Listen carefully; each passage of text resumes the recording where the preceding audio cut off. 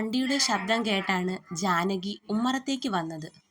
സിദ്ധുവിനെ കാണെ അവരുടെ കണ്ണുകൾ നിറഞ്ഞു. എന്താ അമ്മ ഇങ്ങനെ അത്ഭുതത്തോടെ നോക്കുന്നത്? ഞാൻ അമ്മയുടെ മോൻ സിദ്ധാർത്ഥ തന്നെയാണ്. അവൻ ഒരു കളി പോലെ അവരോട് പറഞ്ഞു. ദേവാ മോനെ. അവർ അത്രയും പറഞ്ഞ് അവനെ കെട്ടിപ്പിടിച്ചു കരയാൻ തുടങ്ങി. അവനും അമ്മയുടെ കരച്ചിൽ കണ്ടപ്പോൾ സങ്കടം തോന്നി. എന്താ അമ്മ ഇങ്ങനെ കരയുന്നത്? ഞാനിങ്ങ് വന്നല്ലോ. ജാനകി അവനിൽ നിന്നും മാറി തൊട്ടടുത്ത് നിൽക്കുന്ന ബാലയെ ഒന്ന് നോക്കി. ബാല ഒരു ചെറു പുഞ്ചിരി നൽകി അവർക്ക്. എന്നാൽ അവർ ബാലയെ കണ്ടതായി ഭാവിച്ചില്ല. വാ ദേവാ, അകത്തേക്ക് വാ. നിന്നെ കാണുമ്പോൾ എല്ലാവർക്കും വലിയ സന്തോഷമാവും. അവർ അത്രയും പറഞ്ഞ് അവനെ അകത്തേക്ക് വിളിച്ചു.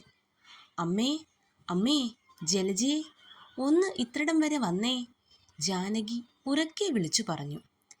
എന്താ ഏട്ടത്തി, എന്തിനാണ് ഇങ്ങനെ ഒച്ച? ജലജ പറഞ്ഞു പൂർത്തിയാക്കുന്നതിന് മുമ്പ് ജാനകിയുടെ കൂടെ നിൽക്കുന്ന സിദ്ധുവിനെയും ബാലയെയും കണ്ടു.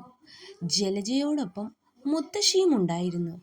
ദേ നോക്കിയേ ജലജെ, ആരാ വന്നിരിക്കുന്നതെന്ന്. സിദ്ധു മുത്തശ്ശിയുടെ അടുത്തേക്ക് ചെന്നു. മുത്തശ്ശി, അവൻ വിളിച്ചു.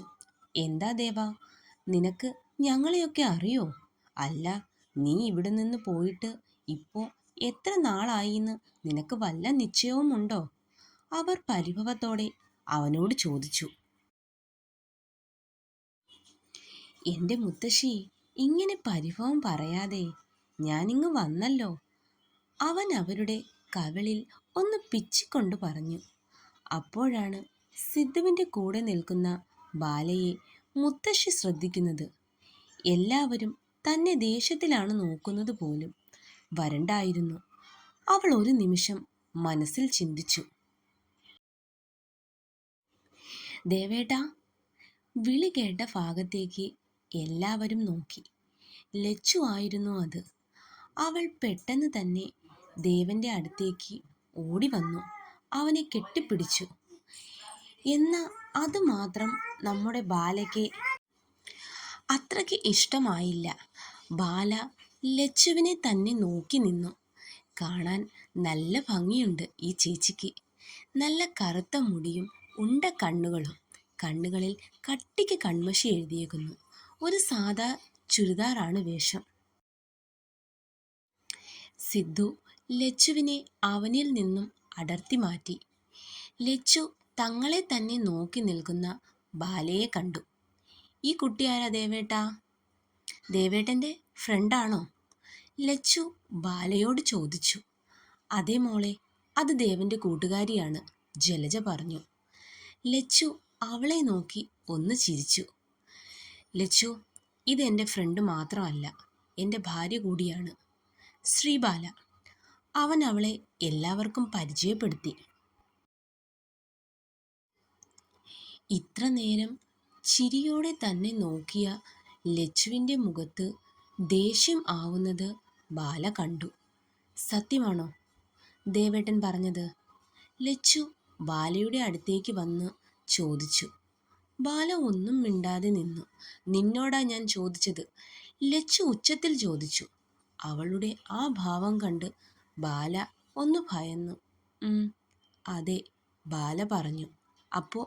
അപ്പോ പിന്നെ ഞാൻ ആരാ ദേവേട്ടൻ്റെ? ഇത്രയും നാൾ ദേവേട്ടന് വേണ്ടി കാത്തിരുന്ന ഞാൻ ആരാണെന്ന്?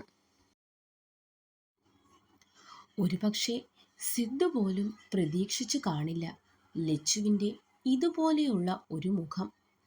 ദേവേട്ടൻ്റെയും എൻ്റെയും ഇടയ്ക്ക് വരുന്നത് ആരാണെങ്കിലും കൊല്ലാൻ പോലും ഞാൻ മടിക്കില്ല. നോക്കിക്കോ. ലച്ചു! പെട്ടെന്ന് അവിടെ ഒരു അലർച്ച കേട്ടു. എല്ലാവരും അങ്ങോട്ട് നോക്കി. മിഥുനായിരുന്നു അത്. അവൻ ലച്ചുവിൻ്റെ അടുത്തേക്ക് വന്നു. ലച്ചു, നീ ഇത് എന്തൊക്കെയാണ് വിളിച്ചു പറയുന്നത് എന്ന് വല്ല ബോധവുമുണ്ടോ?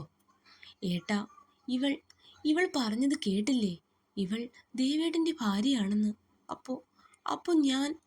ലച്ചു കരഞ്ഞുകൊണ്ട് മിഥുനെ കെട്ടിപ്പിടിച്ചു. മോള് കരയാതെ. ലച്ചു വാ, എൻ്റെ കൂടെ വാ. അവൻ അതും പറഞ്ഞ് ലച്ചുവിനെയും കൂട്ടി മുകളിലേക്ക് പോയി. അവർ പോകുന്നത് എല്ലാവരും നോക്കി നിന്നു. ബാല, വരൂ, അവൻ അതും പറഞ്ഞ് അവൻ്റെ മുറിയിലേക്ക് പോയി. ഒപ്പം ബാലയും. സന്ധ്യാസമയം വിളക്ക് വയ്ക്കാൻ നേരവും ലച്ചു താഴേക്ക് വന്നില്ല. അവൾ കുറച്ചു സമയം ഒറ്റയ്ക്കിരിക്കട്ടെ എന്ന് മിഥുൻ പറഞ്ഞിരുന്നു എല്ലാരോടും. അതുകൊണ്ട് തന്നെ ആരും അവളെ ശല്യം ചെയ്യാൻ പോയില്ല. വിളക്കൊക്കെ വച്ചു കഴിഞ്ഞ് ജാനകി ലച്ചുവിൻ്റെ മുറിയിലേക്ക് പോയി. ലച്ചു അവിടെ ബെഡിലിരിപ്പുണ്ട്. ഇടയ്ക്കിടയ്ക്ക് കണ്ണുകൾ തുടയ്ക്കുന്നു. അവൾ കരയുകയാണെന്ന് അവർക്ക് മനസ്സിലായി.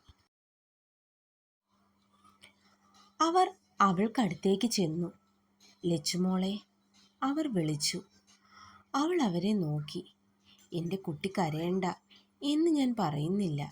ഉള്ളിലുള്ള സങ്കടം കരഞ്ഞു തന്നെ തീരട്ടെ. വല്യമ്മേ. അവൾ അവരെ കെട്ടിപ്പിടിച്ചു കരഞ്ഞു. ജാനകി അവളെ ചേർത്ത് പിടിച്ചു, മുടിയിൽ തഴുകി. കുറച്ചു കഴിഞ്ഞപ്പോൾ അവളുടെ കരച്ചിലൊന്നടങ്ങി. വല്യച്ഛനെത്തിയില്ലേ?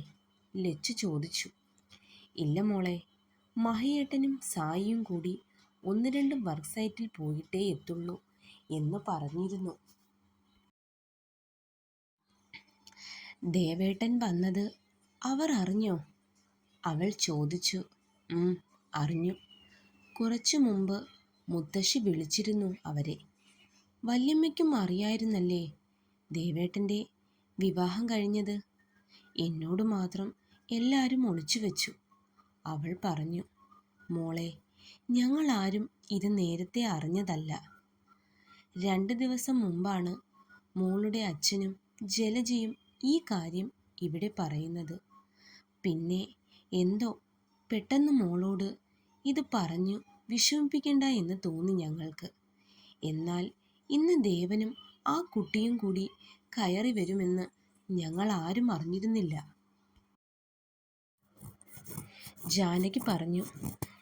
വാ മോളെ, നമുക്ക് താഴേക്ക് പോകാം. ജാനകി അവളെ വിളിച്ചു. ഞാൻ കുറച്ച് കഴിഞ്ഞ് വരാം വല്യമ്മേ. ശരി. മോൾക്ക് കുടിക്കാൻ എന്തെങ്കിലും കൊണ്ടുവരട്ടെ? അവർ ചോദിച്ചു. വേണ്ട, അവൾ പറഞ്ഞു. അവർ അവളുടെ മുറിക്ക് പുറത്തേക്കിറങ്ങി.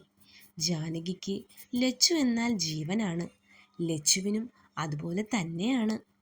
ജാനകി താഴേക്ക് പോകാൻ നേരമാണ് 2 പേർ അങ്ങോട്ടേക്ക് വന്നത്. എങ്ങോട്ടാ? ലച്ചുമോൾ കുറച്ചു നേരം തനിയെ ഇരിക്കട്ടെ. വെറുതെ മോളെ ശല്യം ചെയ്യാൻ നിങ്ങളിപ്പോൾ അങ്ങോട്ട് പോണ്ട, ജാനകി പറഞ്ഞു.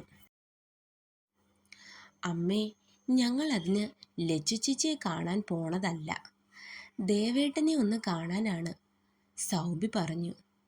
ശരി, പൊയ്ക്കോ. ജാനകി പറഞ്ഞത് കേൾക്കെ അവർ രണ്ടും ദേവൻ്റെ മുറിയിലേക്ക് പോയി. ഇതേ സമയം സിദ്ധുവിൻ്റെ മുറിയിലിരിക്കുകയാണ് ബാല. വന്നു ഫ്രഷായി ഇത്ര നേരമായിട്ടും ഈ റൂമിൽ നിന്നും പുറത്തേക്കൊന്ന് ഇറങ്ങിയിട്ടില്ല. അവൾക്ക് വല്ലാതെ ബോറടിക്കുന്നു. സിദ്ധു ആണെങ്കിൽ ആരോ ഫോൺ വിളിച്ചെന്ന് പറഞ്ഞ് ഫോണും കൊണ്ട് പോയിട്ട് കുറേ നേരമായി. ബാല മുറിയിലെത്തി ഒന്ന് കുളിച്ച് ഫ്രഷായി. കൊണ്ടുവന്ന ഡ്രസ്സൊക്കെ അലമാരിയിൽ എടുത്തു വയ്ക്കാം.